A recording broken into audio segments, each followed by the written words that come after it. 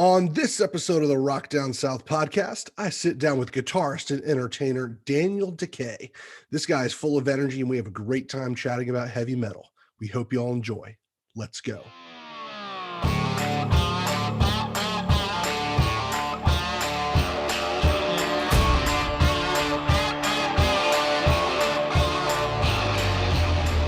Welcome to the Rock Down South podcast. Thank you so much for listening to the show today.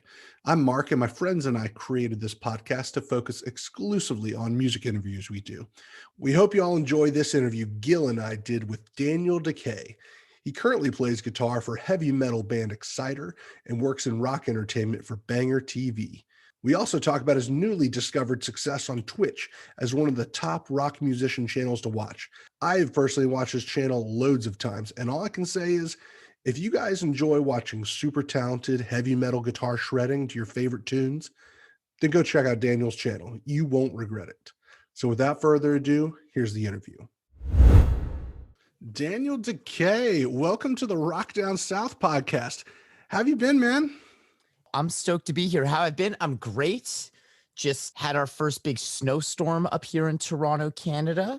And, that kind of means I don't go outside even for groceries for the next 4 days. That's kind of how that works.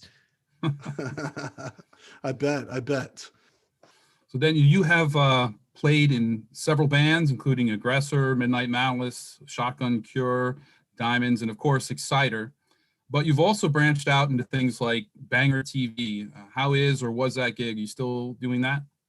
Of course. The Banger thing is awesome because I always kind of viewed music as like a performative art, and for me, getting in front of a camera and presenting metal news or metal knowledge or metal interviews in a performative way is just something that it tickles the same fancy for me as playing live on stage does. So I felt that I always kind of wanted to get involved with something like that in front of a camera, presenting, hosting, and to get the opportunity to work for Banger. I mean, there is no better in the business. It's Sam Dunn and co. It's if you want to talk heavy metal journalism, that's where you go. So I'm honored that I make the cut to be on their team, and it's something I love to do. Is just as much as play music. It's my two favorite things.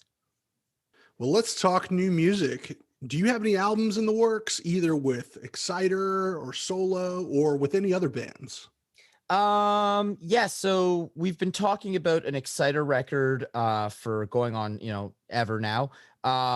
We just keep kind of getting dealt a really poor hand, I feel. We had a bunch of time planned to go to the studio, then got, then a touring offer you can't refuse comes up. So then, you don't go and end up writing, you go and play more shows. And then we finished all our shows at the end of 2019, and it was like late into 2019. We did shows in December all over Europe. And then in January, we went back to Europe for a quick one-off, right end of January. And then we looked at each other and we're like, all right, come March, we're meeting up in March, we're writing the new record. And then, that obviously didn't happen in 2020. So we just kind of been sitting in limbo. I mean, there are songs, there is plans for an Exciter record, but it's just, it's the doing it's really difficult. Dan and Al live, in different provinces than I do. Al lives in Quebec. And that border is you're not even supposed to be crossing. So it's very difficult to get to him or to meet up anywhere in neutral territory. So I feel like we've been dealt a bit of a poor hand in terms of the writing thing, but trying to get an album out as well to make it worthwhile to put it out if we're going to be able to tour it right after. What's the use in putting out a record that you can't play and you can't sell hand to hand? We rely on that for our survival. So even if the record was done right now, I mean, it's not going to go out until we're guaranteed we can start touring on a worldwide scale again. It's been a tough year for live music, but you were able to find a way to still play for thousands through a new disruptive platform called Twitch. Twitch started out as a forum for gamers to stream and connect with other gamers, but now a lot of musicians like yourself have joined the community, are able to perform, actually interact with their fans, and maybe even make a little income on the side while we all wait for the live shows to return. Tell us a little bit about your success with Twitch. Wow. Where do I begin? It's crazy. The last, it's officially 10 months on Twitch. It's been quite the ride. I literally don't even know where to begin for this answer. It's just unbelievable. You kind of put it well. In a time where musicians are in the hardest, it's the hardest it's ever been to be a musician on a level of connecting with audiences, yet I've somehow managed to connect with, as you said, thousands. It's incredible. And everything I thought about Twitch when I signed up 10 months ago was incorrect. And any preconceived notions were wrong. And there's nothing that could have prepared me for the size of the community, the loyalty of the community, that sense of community whatsoever. That wasn't even sold to me as a thing about Twitch. And for me, that's the biggest thing. It's a huge music community, and it's kind of like nothing I've ever experienced. It gives me a chance to play and kind of use a digital platform as if it were a physical stage. It's really interesting, man. It's been a wild ride. I'm getting butterflies just thinking about it right now. Honestly, it's been really, really crazy to reflect on the last 10 months. I love your Twitch. It's literally my favorite. I'm Concert Mojo, as you may know, on there. And, I'm always doling out the biddies and sometimes gifting subs. And I just really appreciate what you're doing. And it keeps me sane while I'm waiting for concerts as well. So thank you. And, Concert Mojo, that's the thing. It's like, it's not just playing for an audience. It's like an engaging, captivating community. Like, I now know thousands of people around the world by their screen names, and I know what tunes people like, and I associate different songs with different people, and the fact that we even have something to talk about called biddies and subs is like absolutely outlandish as well, right? It's like Right. it's its own lingo, it's its own world, it's got its own societal norms almost on Twitch. It's really crazy. It's like its own ecosystem. It's dude. That's what I tell people when they first ask about Twitch. It's like, well, like, what should I expect? I don't know. Expect nothing. Like, expect nothing, because there's no preparing you for what it truly is. You just have to experience it. That's pretty funny. I mean, you very easily just said Concert Mojo as like it was a regular name to call somebody, and normal people are sitting here like, what are you doing? His name's Gil. Yeah, it's unbelievable that way. And I mean, Concert Mojo is a pretty that's a pretty cool and reasonable name, like easy to spell. It's 2 recognizable words. Like, some people really go ham on the not making sense with their username, and it's a tongue twister sometimes, man. Well, that's funny. That's funny. So Daniel, tell me about the dynamic of the band Exciter. It's a little bit untraditional of a lineup from what we usually see of a traditional 5-piece band with a singer out front. Tell us about that dynamic, and also tell us about being probably the youngest guy on the band and how you are a young guy in a little bit older heavy metal world. It's crazy. First off, Alan Johnson's the only person in the band who's not named Dan. Secondly, we are a 3-piece band with a singing drummer. And third, yeah, the drummer is the singer. Yeah, we are very unique. And I'm like 32 years younger than my, closest aged bandmate. It's really interesting, man. People who've never seen the band live are like, even if they've listened to the music and just didn't know it was a singing drummer, like, they're very confused the first time they see the band live or see a live video. They're like, well, who's singing? Like, do you know, like, when I play Exciter videos on the stream for people who've never heard of the band, the first thing they ask is like, who's singing? Or, oh my God, is the drummer singing? It's a very unique thing. Of course, Triumph is another one of the Canadian power trios with a singing drummer. Super, super cool. So I think that's really unique about the band. Obviously, I'm a young guy playing in a band that I grew up listening to, which is super cool. I like to think of myself as living my dream, just like a guy like Richie Faulkner. Just absolutely living the dream. A really unique, and the thing too is like, it's a 3-piece as well, not just a singing drummer, it's a 3-piece. So only one guitar, one bass, and one drum, like one vocal. It's such a stripped down rock and roll bare bones band that you really kind of have to bring your own and have your chops and have your tone and have your presence really set, because there's a lot of space to fill. There's a lot of space to fill both physically and in the auditory sense. So it's different than it's different than any band I've ever played in my life. And it is 100% without a doubt made me a better player.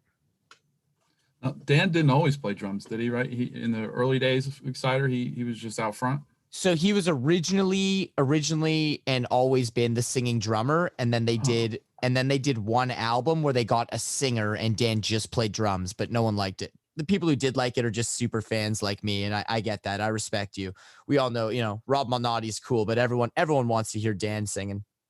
What was your favorite show that you played, either as a musician or a fan, I guess? What was your favorite show? Most memorable shows I've played, there's some big standout ones. My first time ever playing, my first Exciter gig was playing a co-headline bill with Razor and Power Trip in Houston. That was pretty cool. First gig for Exciter, very memorable. And then one of my highlights in Diemonds was we got to play on the Kiss cruise, essentially opening for Kiss. It was unbelievable. That was your dream, I bet. It's literally a dream gig. I was crying for 4 days. I was just crying for 4 days. Every time that anyone saw me, I was in hysterics. There's literally photos of me bawling all the time. And they're like, DK, why are you crying? I'm like, oh, it was Kiss. Have you seen John Five's Kiss collection in person? And if you haven't, what's the coolest Kiss memorabilia or vinyl that you have? I haven't seen John Five's collection in person. I follow the Instagram account, the Knights in Satan Service. I follow it. I follow him. I interviewed him with Banger once, and I brought a whole tickle trunk of Kiss merchandise with me. And so I basically did the interview, which is on YouTube. And then we filmed a second segment that has never been released, but I brought him some of my favorite Kiss items that I own. And just kind of my game was I just blindly hand him something and he just starts talking about it. So I'd hand him and he'd be like, wow, no, this is this, and telling me about it and etc. So I did a thing with him. He has everything though. He's not easy to impress. No, not at all. He's got some very expensive stuff. It's psychotic the way he's been able to chase down literally every single piece of merch from that era. And now he the stuff he's chasing that he doesn't have, it's inhuman. No one has it. No one in the world has it. Why does he think he can find it? It's crazy. It's unreal. I think it's the most extensive Kiss collection aside from that of the Kiss vault itself. So when live music does return, are you guys planning another tour with Exciter? Who might you guys try to tour with? So right now, kind of what's going on in the concert world is that everything that was booked for 2020 got pushed to 2021. And now that we're in 2021, everything's got to get pushed again. So I'm finding that I know in my case and in most bands' cases, the tours that we had planned for 2020 are kind of what our calendars for this year, next year are going to reflect. It's a lot of getting pushed over. So we were on a bunch of larger outdoor European festivals, all the open air stuff, Hellfest and Grass Pop type festivals. That stuff is supposed to get pushed over to this year. I don't know if that's going to happen, but we have, aside from the European festival stuff, we have plans for a very, very cool triple bill in Europe and also in North America. With the same package, same 3 bands. I can't tell you who it is, but it's really good. So, who am I playing to tour with? It's going to be a 3-pack of really good bands, and Europe's going to get it, and the US and some select cities in Canada will get it too. But I can't tell you who it is. No problem there. Now, are these bands European, American, or Canadian, or mixture? He's still trying to get it out of you. I can say that the 3 bands on the bill, 2 are American and 1 is Canadian. Nice North American band tour. Here we go. Yeah, North American tour with bands that historically do very well in Europe and bands that historically do very well in North America. It's going to be a huge tour. It's going to be in my opinion, it'll be the biggest underground 25-date metal tour to go through the US in that summer. It should be very hype. And hopefully Atlanta's on that tour. My lips are sealed. Oh man, come on. So when it comes to possibly going back on the road and everything, what do you think about Twitch? Is that something that you might continue with, or you might have to just put on the back burner for a little while? It's interesting you ask, because for me, that's the biggest question I ask myself right now is, as things start to look more towards, getting back to work and people are talking about, how things are going to be different in the music world as a whole, with this new normal that we will live in first, certainly a little bit. I'm thinking about how I'm going to incorporate, my Twitch into that, because I'm not really willing to put it on the back burner. Aside from the obvious, transparency on the financials of it, it is my full-time job currently. to put that on hold to me would be financially catastrophic. But also, I friggin' love it. Like, I absolutely would not trade what I have on Twitch for anything. And I've got to find a way to integrate that into the tour life. Like, tour life really is a lot of hurry up and wait. Huge hurry up and wait game. Guys, you're late. Hurry up. Is everyone here? Okay, guys, you're late. And then you get there and they're like, oh, you guys are early. It's like, that's every day. That is life every single day on the road. No one's actually ready for you on time. So there is time to do the Twitch. It's going to be, I think the hard part will be harnessing the technology. And like, you're in Essen, Germany. What Wi-Fi are you using that's strong enough to broadcast your stream to the entire world? Like, there's just the small logistics of it. The tech stuff is what I got to get over. So what other Twitch artists do you follow or recommend? Who else would you say is killing it too on Twitch?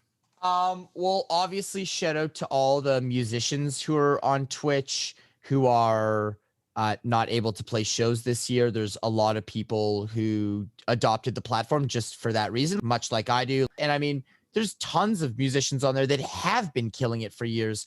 The music scene in general on Twitch is really, really good. Instead of giving you like a huge laundry list of all the people you should follow, because I literally follow like 500 people on Twitch, just go check out the music tab. Check it out on a Friday night and just like, sit back, have a drink, kick off your socks and relax and just see who's online. It's unreal, the wealth of musical talent and all sorts of different styles and different levels and different interpretations and different types of performances. It's unreal what you can find on there. Check out that music tab.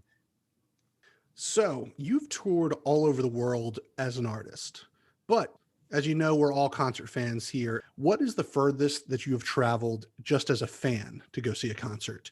The Kiss Cruise doesn't count.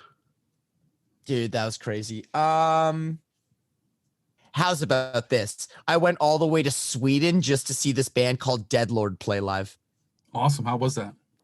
It was like incredible. I basically cried and just like hung out with the band for 2 days straight. It was like so surreal. And I'm like the biggest fanboy of that band. Love them so much. Been listening to them for years. They've never toured North America. And so I went and saw them play in Sweden. That's awesome. Have you ever went to Wacken or some of these other European metal festivals before? As a spectator, I used to go to the North American festivals in the summer. We had a great one here that was a metal festival called Heavy MTL. And it basically was the equivalent of your biggest North American heavy metal open air, like on the same par as any of those big headliners, like the Slayer, Metallica, Megadeth, all your stuff, plus 40 other bands. So I would do that in North America a lot. With Europe, I always, one, didn't have the money, but two, I was always just told myself, I don't need to go to Wacken as a spectator. I'm going to play Wacken.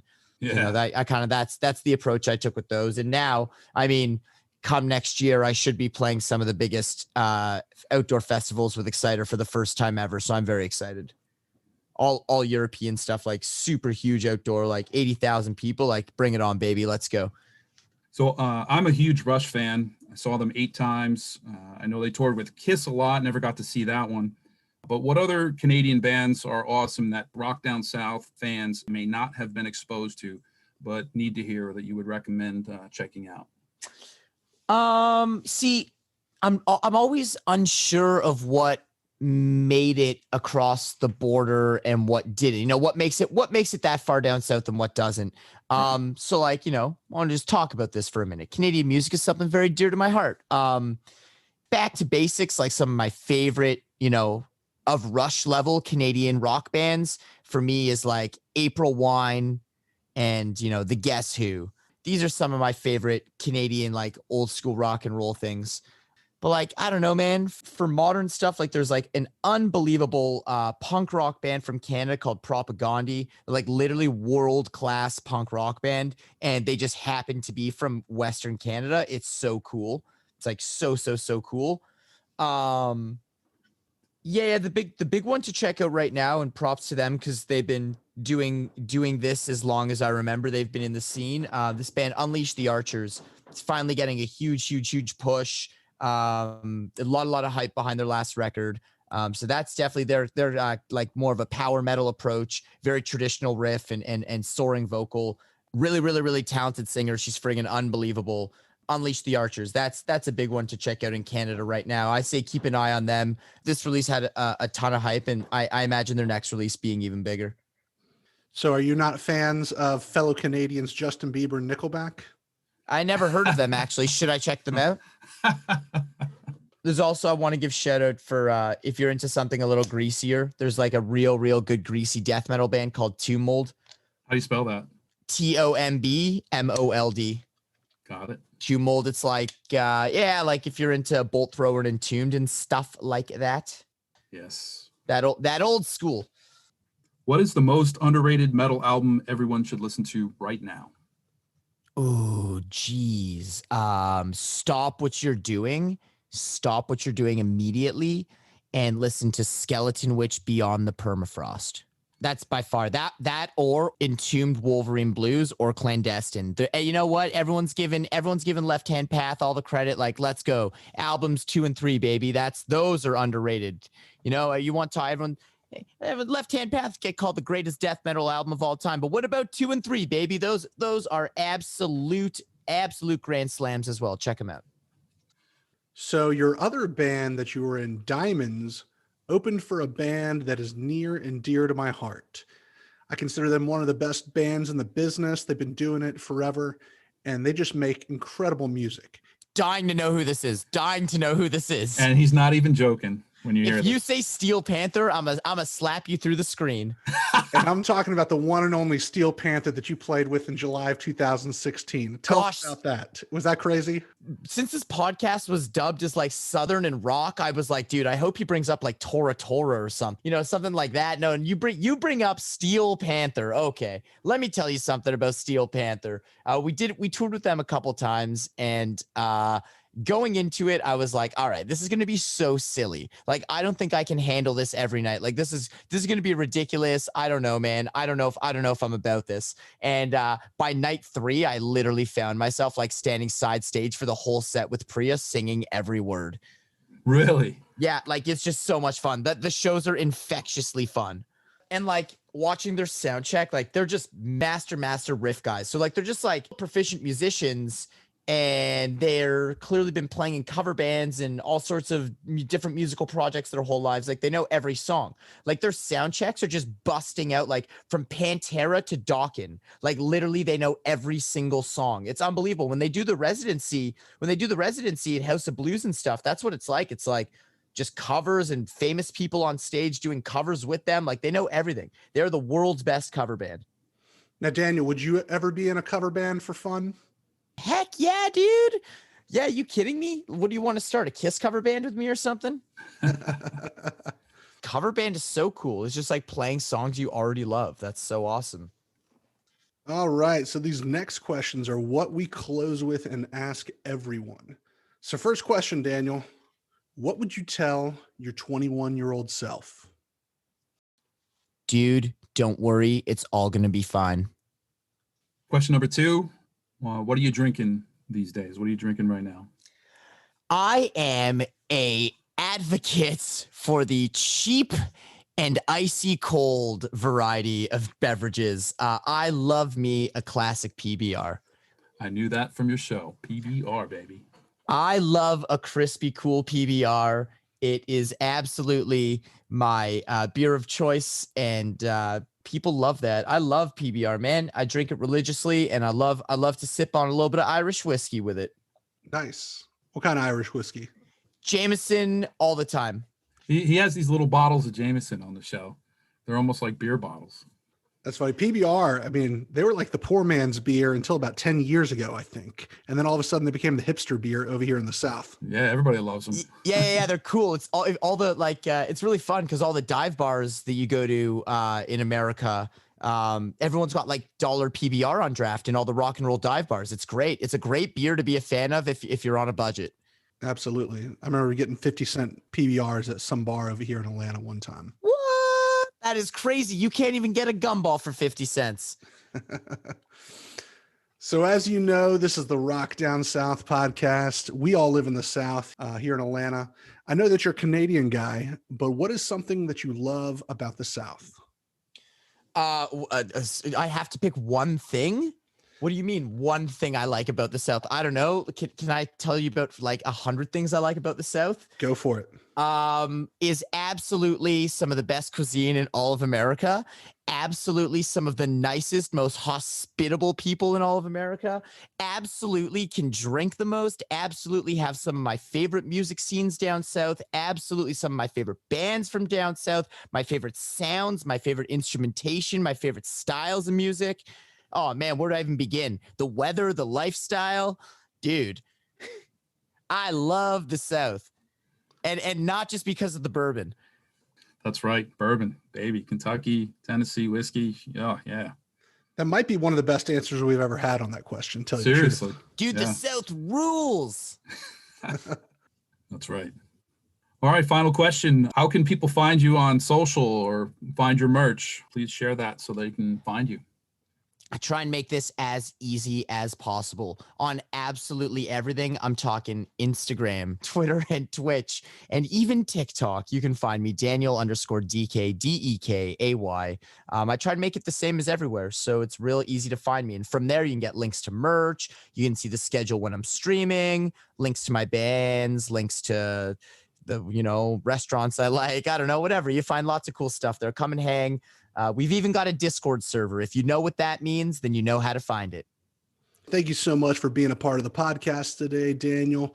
Anything else you have in the works that you want to tell us about? I mean, I just want to say thanks for having me on. I think it's really cool that not only that you take interest in the stuff that I do in my professional career, but now and also we connected through Twitch. That just again plays into what we talked about earlier about how Twitch, you don't even know what to expect and it just explodes. I'm here because of Twitch and not, at first and foremost, it's crazy to me. I'm still mind blowing, humbled, very, very, very thankful that you had me on. And I hope that you guys have an awesome, awesome evening. Big thanks for listening to the show today. We certainly hope you enjoyed the episode. We had a blast talking with Daniel. He's such a fun and entertaining guy to chat with. Make sure to subscribe to Daniel's Twitch channel so you can get notified of when he goes live so you can check out his show. Also follow him on all social media pages. Check out all our latest content at rockdownsouth.com and follow us on Instagram, Facebook, and Twitter for all the latest updates. And as always, the views and opinions expressed by our guests on the podcast are theirs and don't necessarily reflect our own. We are your hosts, Mark and Gil, and you've been listening to the Rock Down South podcast. See y'all next time.